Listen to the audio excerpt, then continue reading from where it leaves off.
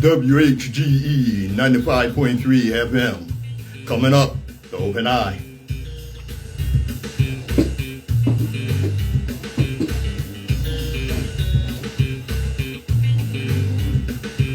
As usual, running a little late. What's up? And after, with the eye.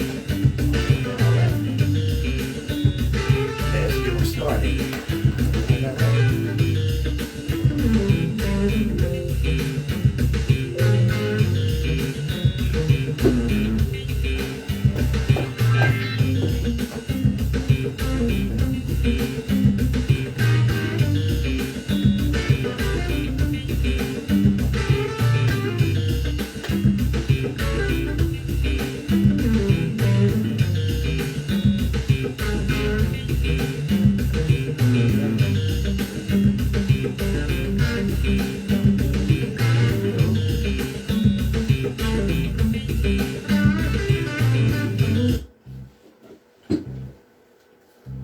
Hey, Sherry. Good to see you, sister. All right. Get my theme music going here. Good morning. Appreciate you. Sure do.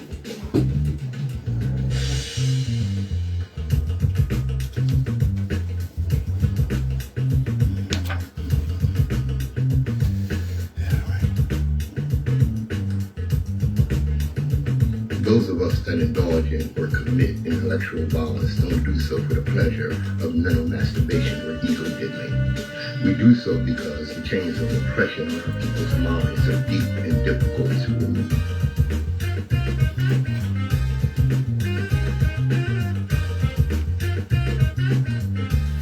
Good morning, my children of the sun. Welcome to the Open Eye on WHGE 95.3 FM. I'm your host, third eye optometrist, Patrice Gibbs, here to get them started, here to get your eye open. And that's where my little brother said to me, yeah, I've been tuning in. He called me up and said, is this my third eye optometrist? Yes, D. All right. Love you, Kurt. Every generation has its purpose. Ours is to reveal the truth and reverse the brainwashing. And that's what we do here on the Open Eye. We reveal the truth. We're not afraid, and let me get my disclaimer out the way for those that are, okay.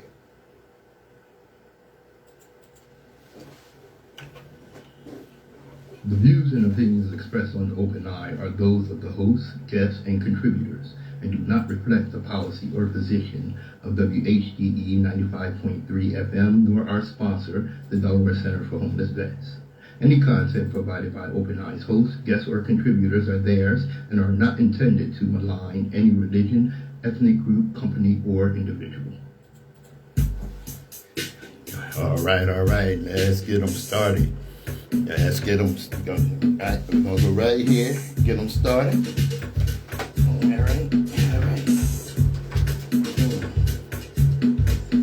All right, we get started with some history here. Right here on WHGE 95.3 FM. It's something that we talk about slavery and what went on during slavery. You ever heard of the whistle walk? Okay, the whistle walk was when slaves were serving food or whatever. Okay, they had to whistle. And the reason they had to whistle was because slave masters were afraid they were A, going to eat their food, and B, were going to spit in their food or poison them. Mm-hmm. That is from this sister. Once again, me with my inability to remember names. Sorry about that. White people in this country used to be so terrified of the slaves that they used to have nightmares about their throats being cut and their food being poisoned.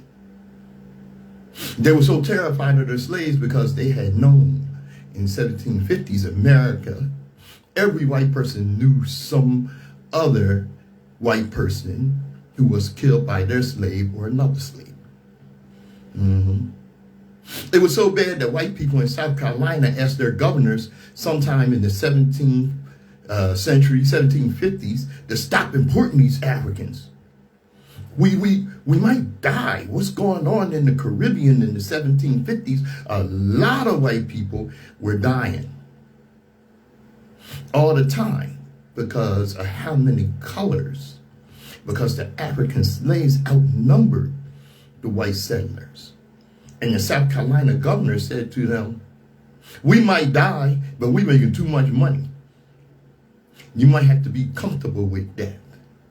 See, our ancestors didn't take crap, they just didn't write it in the history books.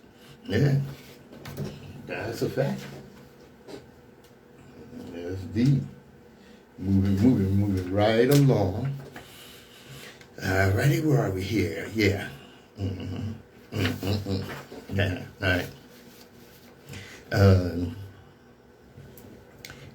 What's her name? Toni Morrison? Yeah. White people need to fix white people. This is why black people are sitting back in this fight that's going on right now. White people, as usual, started this fight, and now they have to deal with it themselves. That's right. Too many times throughout history, black people have stepped into too many fights with white people instilled by racism, only to be the first to pay the price by violent and brutal attacks. Not just that, but every time black people are in the front lines of those fights against racism, there's always infiltrators creating more chaos in ways that supposedly are started by black people. And it's not the case. And I tell you something that's going on. What's that idiot's name? Brother Jafar, I see. Ben Shapiro. He suggested that the Orange Disaster, Junior President Trump, and Puppet Master Elongated Muskrat, as that sister calls him, pardon, what's his name? The guy that killed George Floyd, Chauvin. Yeah, that he'd be pardoned. Now, what motivated him to come up with that? To pardon this dude. Well, actually, Trump can't pardon him. He can pardon him on the federal charges, which Chavez pleaded guilty to. And he pleaded guilty because he wanted to get out of state prison and go to federal prison. And he figured it would be a little easier. So he's actually telling them, yo, shut up. Because if I get pardoned for these federal charges, I have to go back to state prison. Because they don't care. That wasn't their motivation. Their motivation was trying to get black people out in the street to protest this. Yeah. Yeah, ain't nothing but a trap. Don't fall for it. Don't fall for it. So they can knock us in the head and attack us. You notice all these protests going on. You don't even see much of it on the news, okay? And what you sure as hell don't see are these white people getting knocked in the head. You don't see infiltrators to their protests, ramping up violence to give the police a reason to attack. Don't let them fool you. They think they're going to play on our emotions and get us all upset about George Floyd's murderer being released. Let his ass out. Let his ass out. Because I look at some of the January 6th pardons. I know one of them's been killed because he couldn't stop committing crimes. He got out there acting a fool. And a few of them have gone back to jail. Because they're criminal-minded. So go ahead and let this fool out.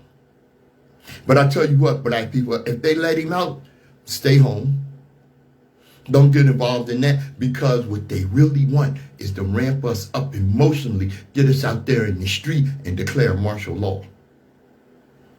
And like I said before, where you think they're going to put the National Guard? I live in Wilmington, Delaware.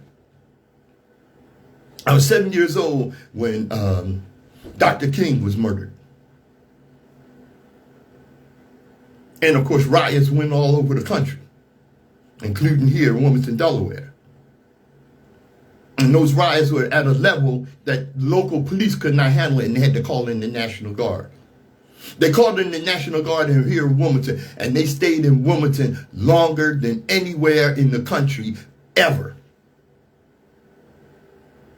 9 months. 9 months. And of course, these National Guards were abusive. That's how the governor at the time lost his seat. So don't let them play on your emotions and get you out here to get knocked in the head and abused, bloodied and killed. Blood is a big expense and one that we can no longer afford. We gave up enough blood in this fight. It's time to reorganize. Time to look at it, there's a, don't work hard, work smart. And that's what we got to do. You can be lucky sometimes, but you can be smart every day. And we're smart people. We know how to handle this. WHGE 95.3 FM, the Open Eye. Music. Something there. Okay. Sorry about that. All right.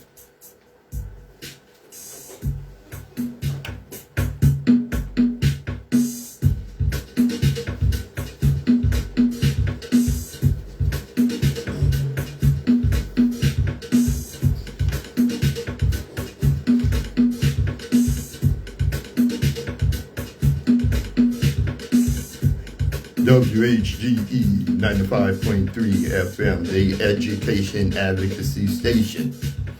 Yeah, that's a D. Thank you, brother Lawrence. Derek Chauvin. I cannot think of his name. I'm so bad with names. You catch me on a bad day, I gotta look at my license to tell you my name. All right. PSA here. Are you a homeless veteran? Are you in danger of being homeless? Contact the Delaware Center for Homeless Vets and get enrolled in their supportive services for veteran families program. Get assistance with emergency housing,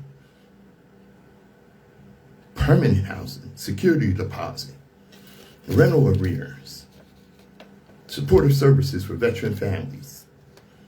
Delaware Center for Homeless Vets, changing veterans' lives all over Delaware.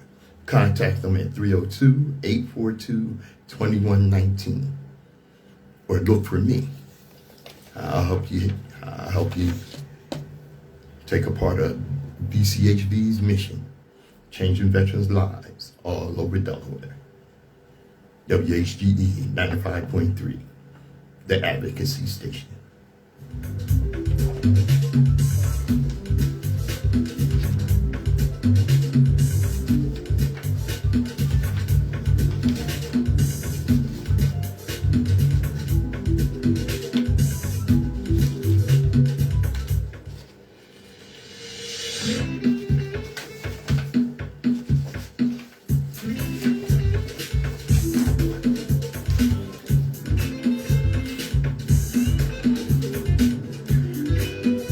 This is Patrice Gibbs, your third eye optometrist.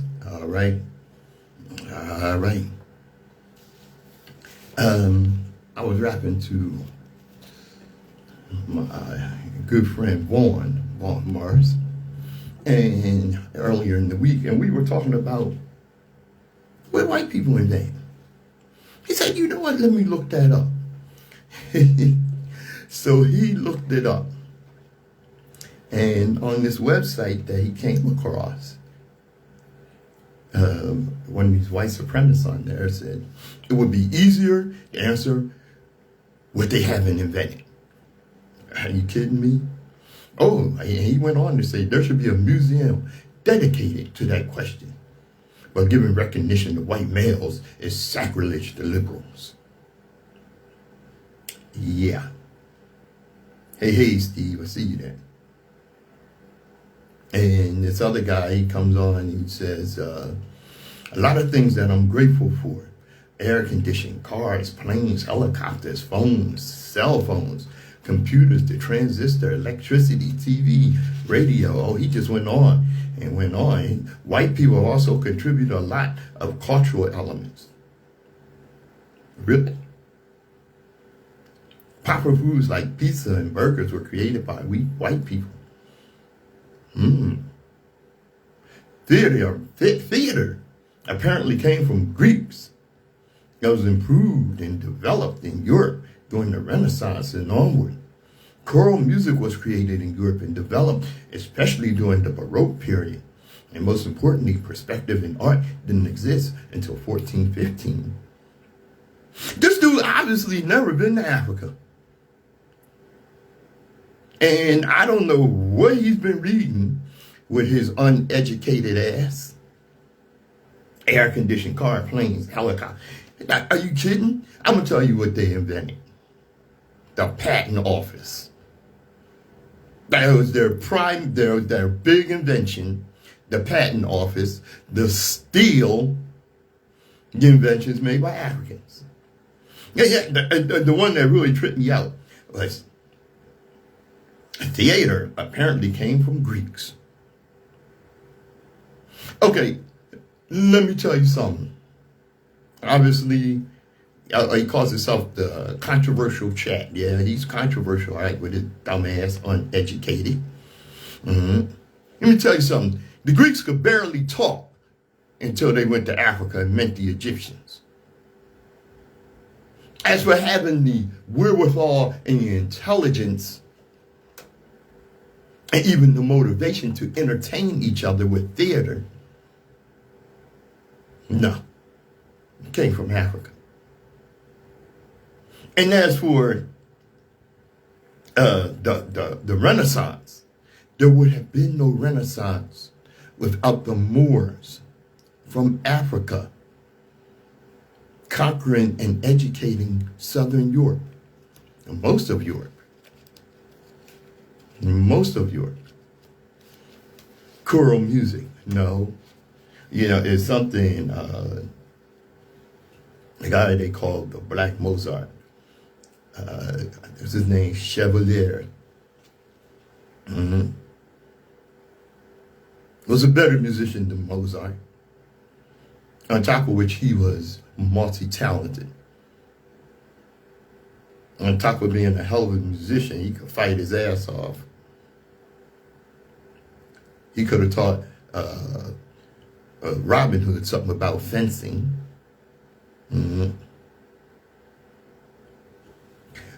Black inventions that are claimed by white people. Throughout history, inventions have fueled progress, transforming societies and shaping the world as we know it. However, not all stories of innovation have been treated equally.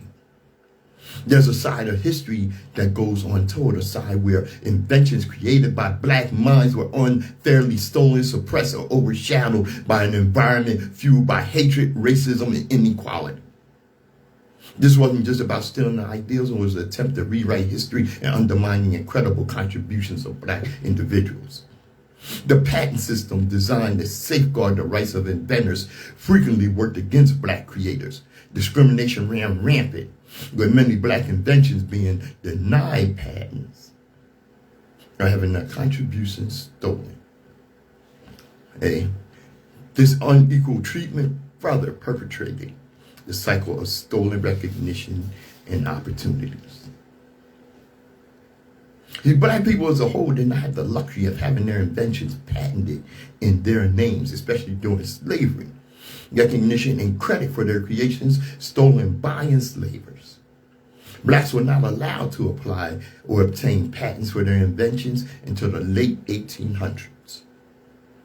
We can assume there are many black inventors whose creations were taken and credited to white men and women. Some certainly gladly offered their inventions as a family offering in their man's name in that time. But that sadly keeps us from knowing the uplifting truth and extent of their contribution.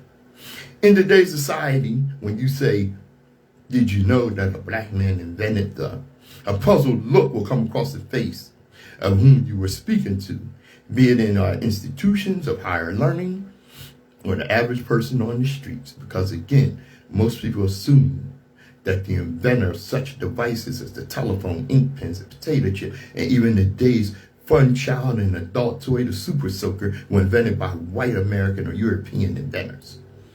However, all of these items were in fact inventions of black inventors. And the list is extensive, from air conditioning to geometry, that even the handshake and the toothbrush, toothpaste, potato chips, penicillin. Alexander Fleming is the name people think of when penicillin is brought up. There's even a charming little story that goes along with it. According to the legend, Fleming's father saved the little boy from drowning in Scotland, and the father of this boy vowed to fund the young Fleming's education to repay the kindness. Eventually, Fleming graduates from med school and discovers the healing nature of penicillin, which eventually saves Winston Churchill's life when he is stricken with pneumonia.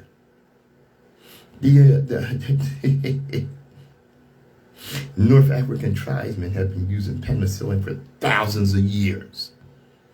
The Egyptians invented civilization itself, along with stuff like writing, calendars, irrigation, and so on. That's where it comes from. What the Europeans invent, their white descendants here in America, they invented chattel slavery, racism, and the color code. That was their primary invention. Thievery, rape, murder. Get the hell out of here. I'll tell you something. Hey, I got something right here. What I do with it. Yeah. You ever seen pictures, and I'm sure you have, photos of victims of lynching? Did you ever notice something? That often these men were in suits or these women were well dressed. Let me give you one example before I tell you what's going on here. In the early 1900s, Elmore Bowling grew a booming business in Lowndes County, Alabama. The young black entrepreneur leased a plantation off of Highway 80 in Lansdowne Borough to build his wealth. It was December 4th, 1947, when Bowling was lynched by a group of white men after confronting him near his general store. They killed him because he was too successful to be a Negro. Ain't nothing a white man with a penny hates more than a black man with a nickel. WHGE 95.3 FM, The Open Eye.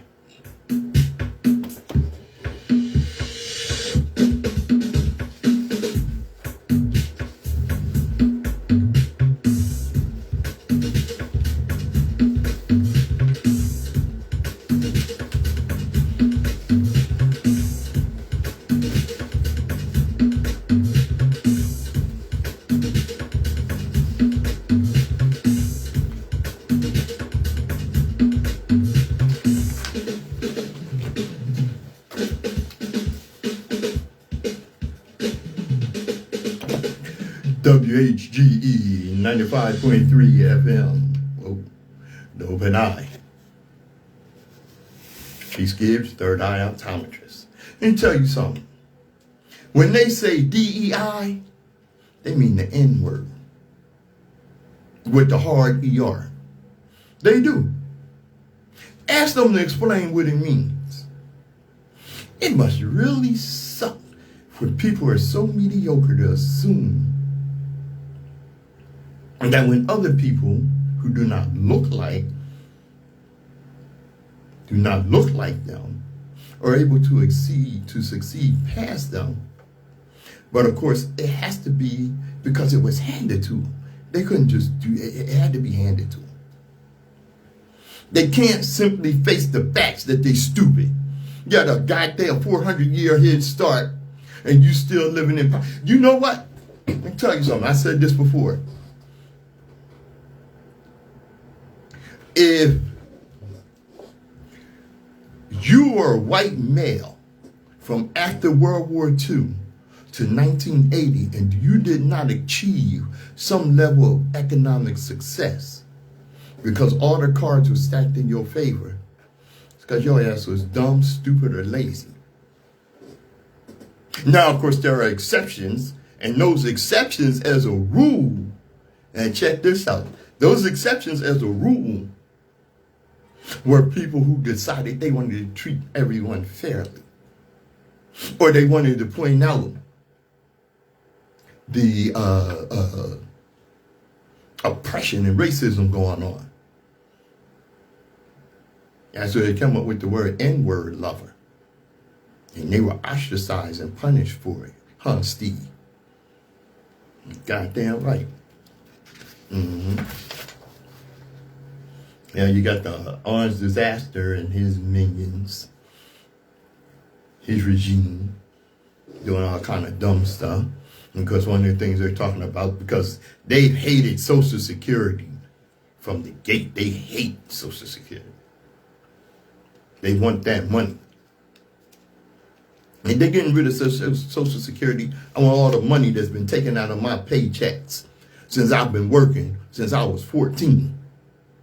And I want it refunded to me immediately. The hell with this doling it out every month. It made me think of Grady from Sanford and Son. He got a couple of extra checks, Social Security checks. And he's told by Lamont he needs to turn them in. Grady said, when they started taking money out of my paycheck, when they took $1 out, it was worth $1. Now when they give it back, it's worth $0.25. And that's where, in this Department of Government Efficiency, the most inefficient nuts that the Orange Disaster puppet master, elongated muskrat, he came up with. Because this Doge could save $18 billion by canceling Musk, SpaceX, and Tesla subsidies. And the Tesla is crap. Don't get it mixed. And they dumb, like I said. They dumb as hell. Because those efforts to sell off federal properties inadvertently exposed the CIA black site in Northern Virginia. And that's from Bloomberg TV. You know why? Because those with their dumb ass thought that black site was code for a DEI project. Damn. Dang. And I'm sure by now you all saw Trump with, what's the cat's name? Linsky. I have his name here somewhere. Yeah. Yeah, who's his name? Sorry about that, y'all. All right. But at any rate, I'm sure y'all saw Trump with this idiot. I mean, Trump and Junior Vice President Vance, damn fool,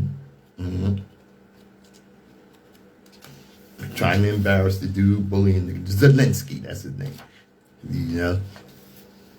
And with all these threats of tariffs and what have you. Yeah, you know, and it's so easy to shoot this fool down. Like what's the old saying, like shooting fish in a barrel? Because that's what Claudia Sheinbaum, Mexico's president, did. She schooled him. after he came up with this idea to impose idiotic tariffs, supposedly falling Mexico for the drug trade. She came out and said, U.S. Customs and Border Protection data show that 80% of those arrested for fentanyl trafficking at U.S. ports of entry were U.S. citizens. And that 82% of those prosecuted for drug trafficking are U.S. citizens. And that 74% of the high-powered weapons used by drug traffickers within Mexico came illegally from the U.S. As usual, Orange Disaster had no idea what he was talking about. Yeah. And after Zelensky met with Trump, oh, there was reaction. For instance, no more fuel from Norway. Hawkbach bunkers have immediately stopped refueling U.S. Navy ships after Zelensky met with Trump and Vance in the Oval Office, urging other European suppliers to follow with similar bans. No fuel for the Americans. We call on all Norwegian and Europeans to follow our example. Glory to Ukraine. That's what Hawkbach bunkers add. Trump and Vance are using their concepts of a plan, because they don't have a plan, they have a concept of a plan, with Ukraine without thinking through all the consequences. They have no clue what foreign relations is, and now America's going to have to pay.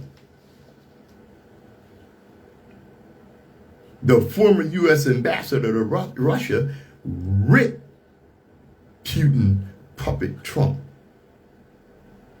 When Hitler invaded Poland, America didn't take Hitler's side. When the Soviets invaded Afghanistan, America didn't take the side of the Soviets. When Saddam Hussein invaded Kuwait and annexed Kuwait, America didn't take Saddam's side, even though they invented him. This is a historic turning point for America, where instead of siding with pro-democracy forces, the Orange Disaster is siding with the autocrat, the dictator Putin. This is going to lead to disaster. America is going to lose their allies in Europe and Asia. They're going to embolden China. This is why it's tragic to me. Trump is not with the American people on this. That's from Michael McFaul. Yeah. A French senator said, and he said it out loud, because they ain't scared of no dumb bully, illiterate. Washington under Trump has become Nero's court, an incendiary emperor with submissive courtiers and a jester on ketamine in charge of purging the civil service. It's a tragedy for the free world, but first and foremost, it's a tragedy for the United States. Trump's message is that there is no point in being his ally, since he will not defend you. And he will impose more customs and duties on you than on his enemies. And will threaten to take possession of your land by supporting dictators who attack you. The king of deals is showing what the art of submission is all about. He thinks that he will intimidate China by surrendering to Putin. But Xi Jinping, in the face of such a disaster, is undoubtedly in the process of speeding up preparations for the invasion of Taiwan. Never in history has a president of the United States capitulated before the enemy. None have ever supported an aggressor against their ally. None have trampled the American Constitution, taken as many illegal decrees, fired the judges that could stop him, sacked at once the military staff, weakened all checks and balances, and taken control of social media. I have confidence in the solidarity of American democracy, and people are protesting already. But in 1 month, Trump did more damage in America in 4 years in his last presidency. We are at war with a dictator, Putin, but now we're at war with a dictator supported by a traitor. As from French Senator Claude Mohoret. Yeah. And a lot of people, that in support of Zelensky and Ukraine and what have you. They thought it was awful, the spectacle in the Oval Office with Zelensky being bullied by junior president or by vice president, Orange Disaster and junior vice president, punk ass J.D. Vance. And what they're doing to Ukraine, turning their back on them and what have you. And a lot of America's allies are very unhappy about this. And I don't give a damn. The hell with Ukraine. Because I didn't forget how Ukraine behaved and how they treated Africans when they were invaded by Russia. Wouldn't let them out of the country. Abused them. You know what, Zelensky? Caught myself. I'm on the air here. But I really don't give a damn. WHGE 95.3 FM. The Open Eye.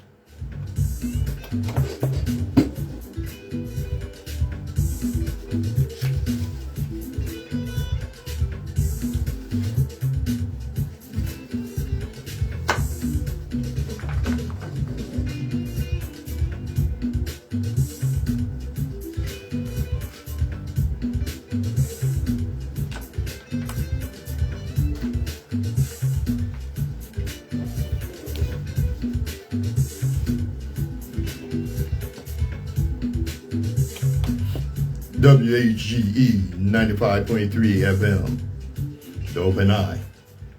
It's something how that FO season, I was in Walmart yesterday. Actually, I was in the area, and I was actually looking for an encampment that homeless veterans use to help them out. It's near the Walmart on, where is that, Walton Avenue or whatever it is, in Newcastle County.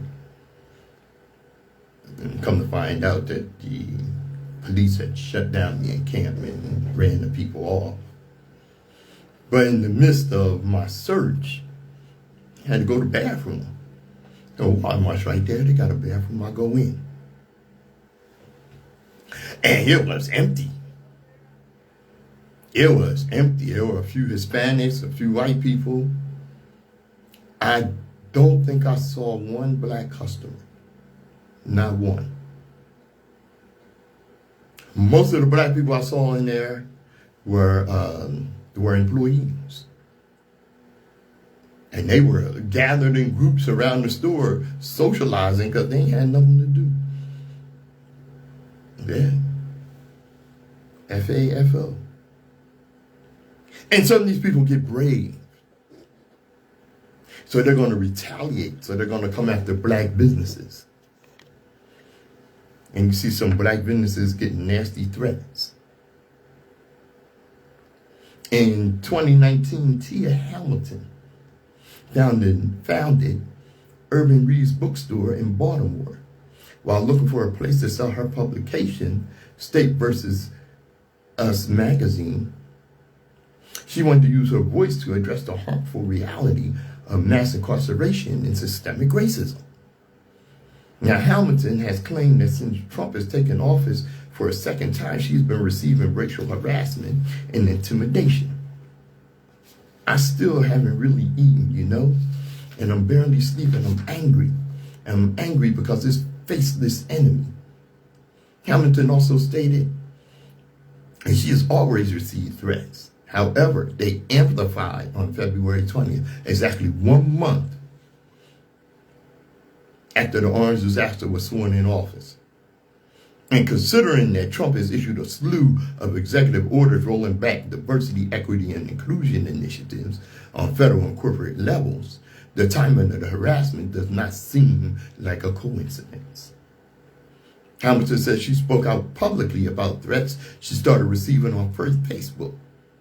However, they simply worsened and spread to other social and email accounts connected to urban regions. Really supposed to be coming together, but instead their hate runs so deep that they want to hate me. See, sister, you made a little mistake right there. Y'all got to stop that coming together with these fools. You can't come together with Nazi white supremacists. Ain't no coming together with them. That's word. Now, what happened was, when people found out, they came to her support. When black people found out, they came to her support and protected the store and ramped up her sales.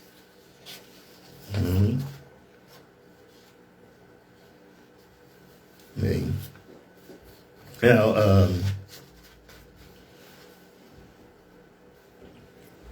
one of the people that you hear speaking out against things is Jasmine Crockett, Congresswoman Jasmine Crockett. Nearly 160 years after slavery was abolished in the United States, House Democrats Jasmine Crockett and Hank Johnson suggest Donald Trump could or wants to bring back slavery with his education and immigration policies.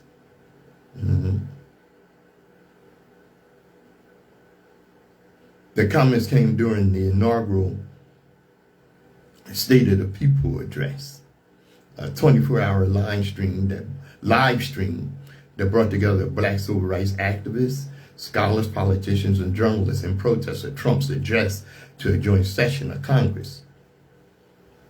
And she's not off point here. She really isn't. Because Make America Great Again is all about turning back the clock to a time where white supremacists didn't have to worry about competition from black people.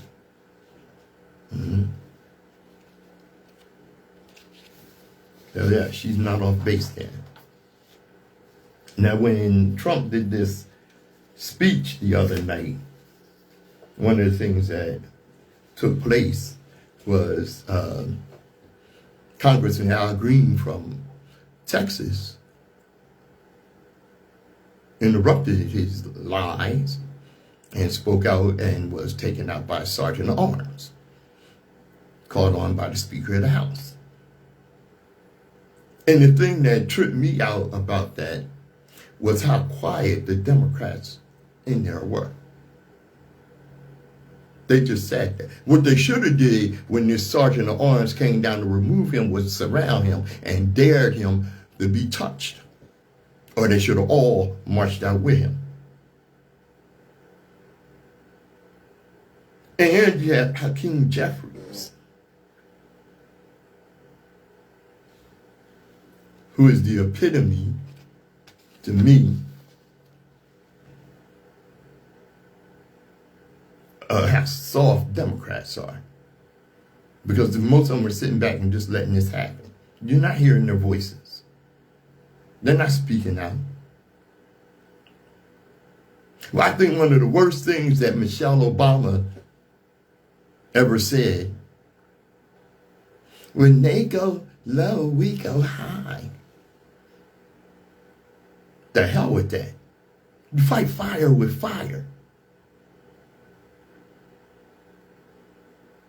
Hakeem Jeffries, minority leader of U.S. House of Senate, reminded us all on February 9th exactly why Democrats are soft as Charmin toilet tissue. Maybe even softer. He had the unmitigated gall to say in front of God and all creation that his party had no power to fight President Trump and the Republican-led Congress. And this black man calling himself a leader and went on national television during Black History Month of all times and said that.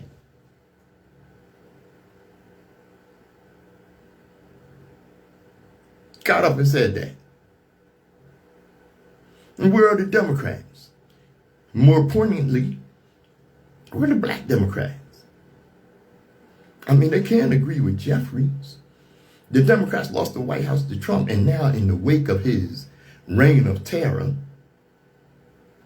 led by elongated muskrat, they ain't doing nothing. They throwing up their hands in defeat. They ain't doing nothing. Just weak, man. And they have been since Ronald Reagan scared the hell out of them. And ever since then, what have they tried to do? You know one of the reasons Kamala Harris lost? Because she got too goddamn excited about being endorsed by Dick Cheney.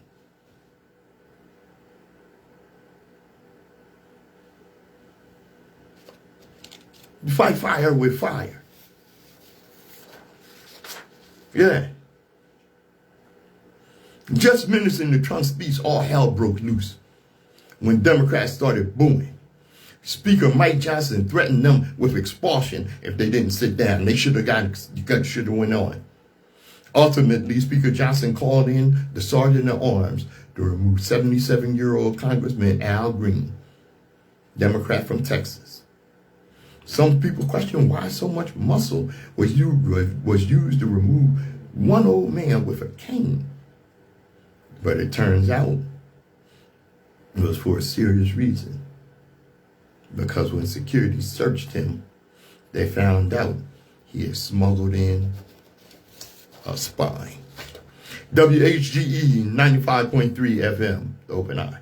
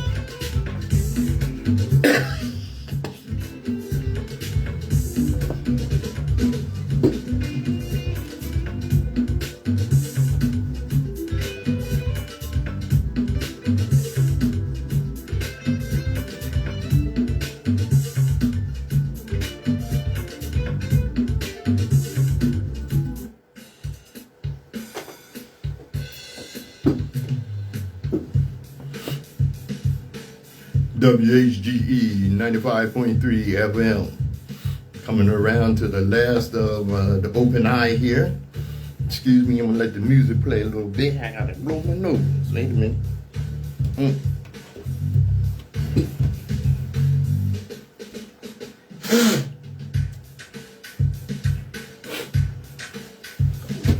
Excuse me, but that's kind of stuff that happened on live radio. All right. WHGE 95.3, your third eye optometrist, Patrice Gibbs here.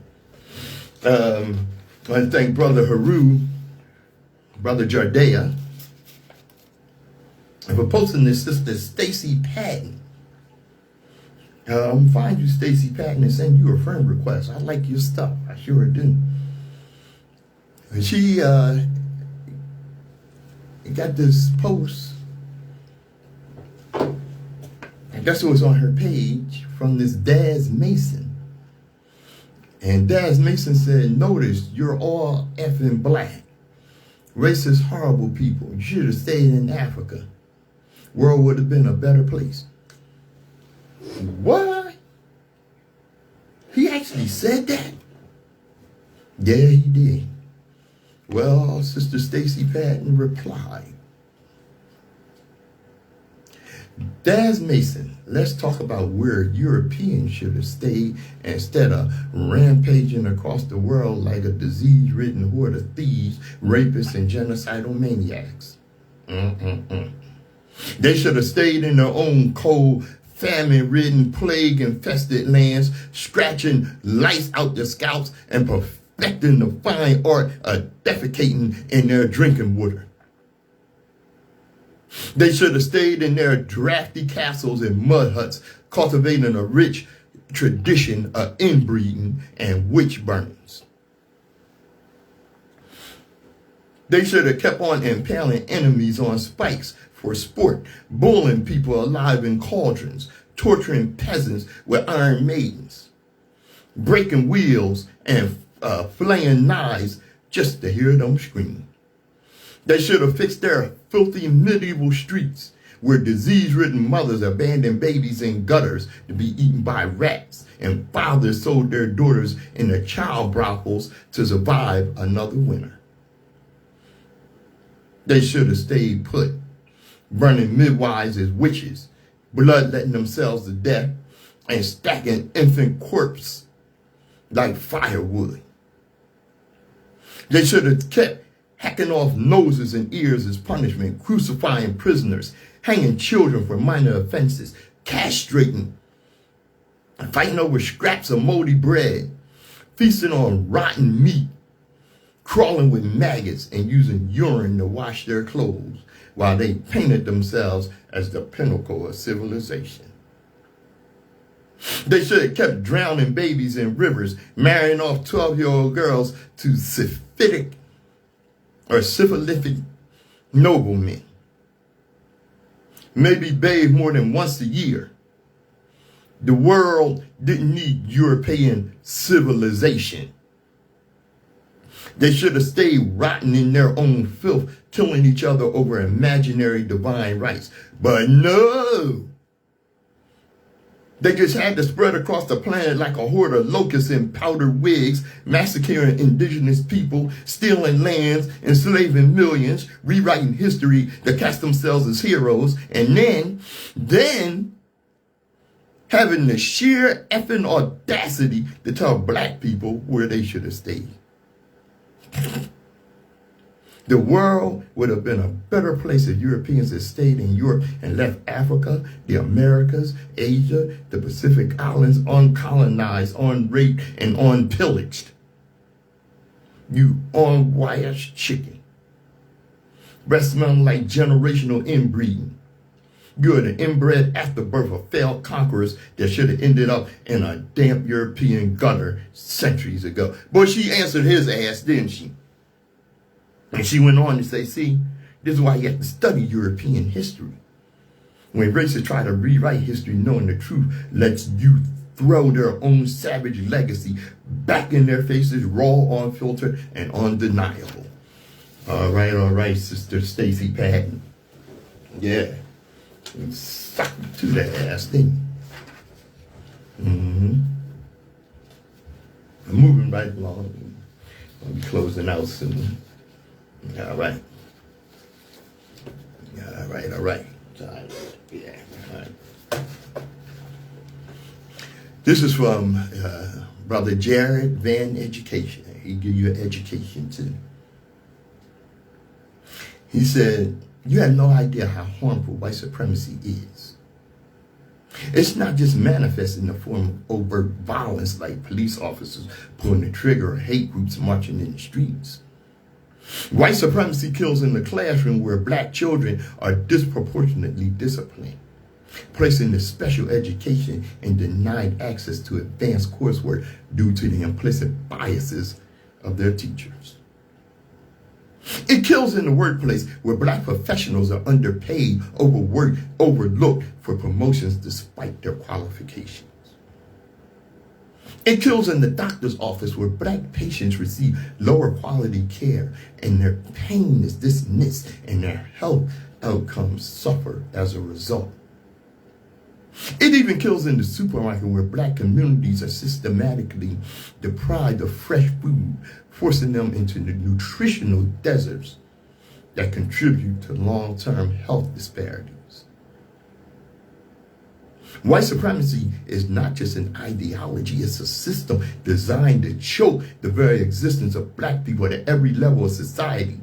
And you do not have to call someone the N-word to uphold white supremacy, nor do you have to wear a hooded sheet. White supremacy operates in the mundane, the unnoticed and everyday decisions that maintain racial hierarchies.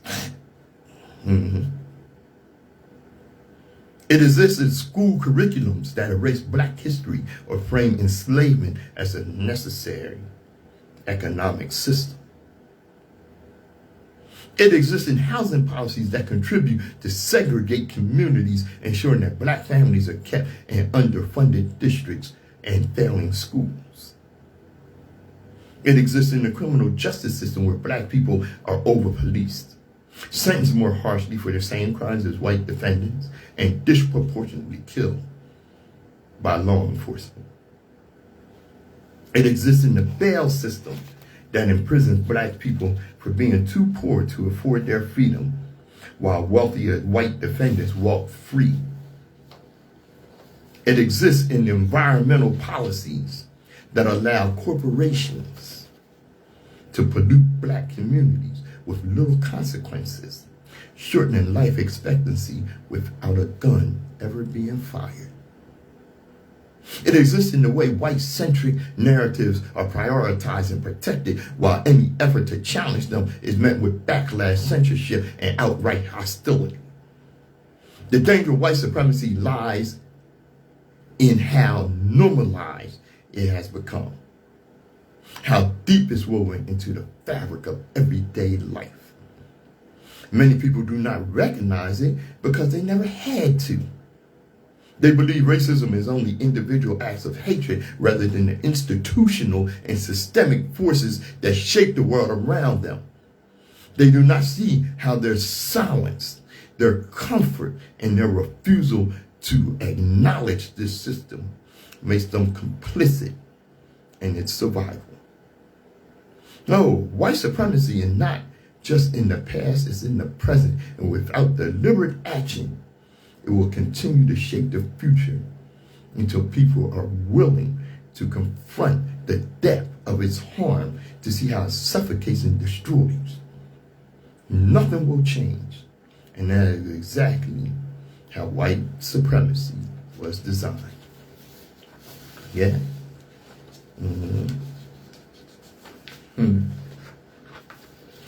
Yeah. Now, it's something I'm going to close out here. Something else I could go into. But, yeah, I'm over time here. It's okay. You get a whole hour in.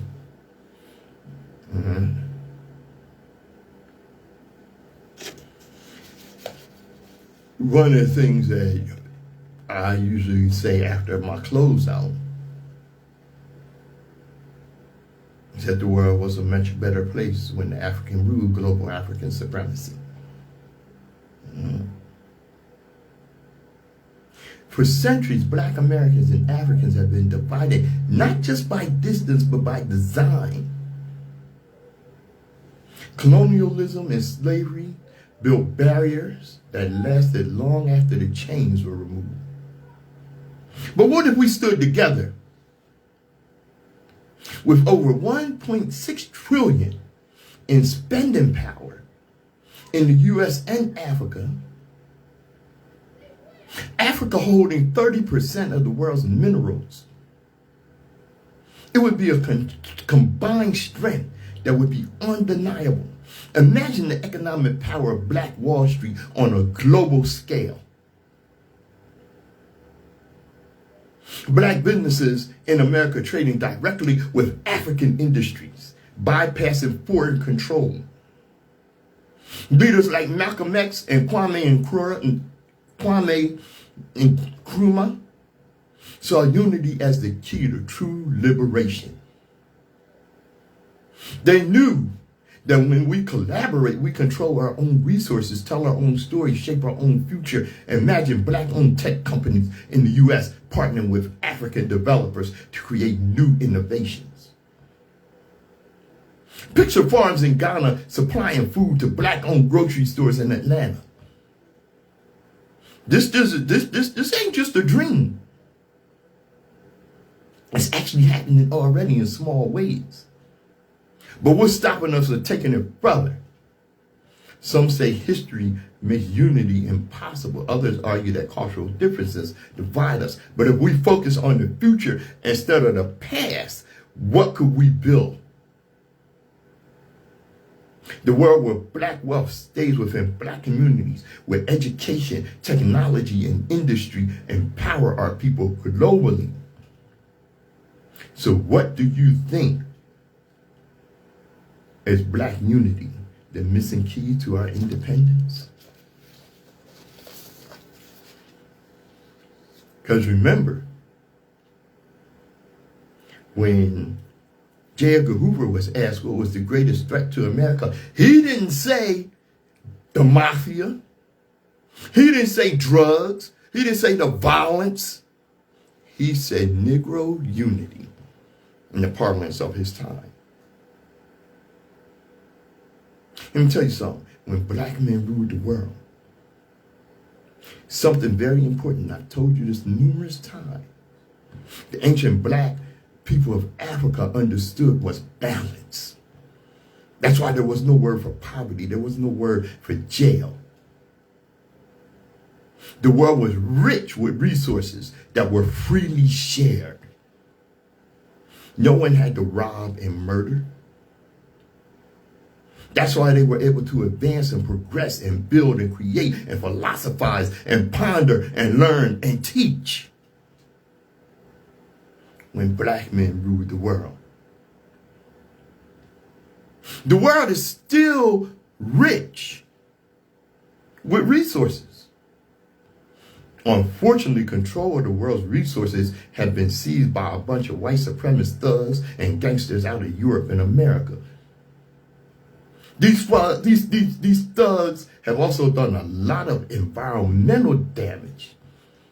And they really seem hell-bent on destroying the world. These nefarious psychopaths have wantonly raped, robbed, murdered for centuries. It must and can be stopped. At this point, the only true viable solution is global African supremacy. I'm Patrice Gibbs. This is the Open Eye.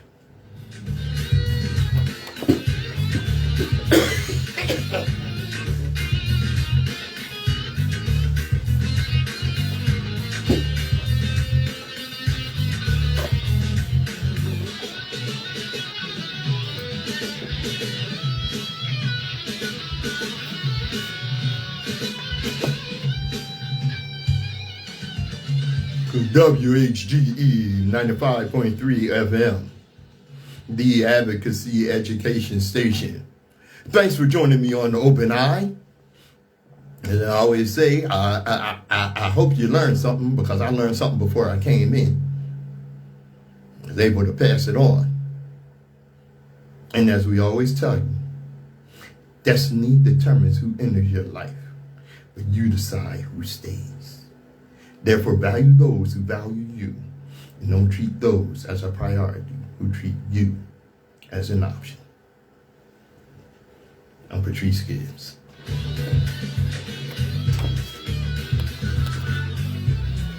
Don't need to say much, huh? Global African supremacy. Peace.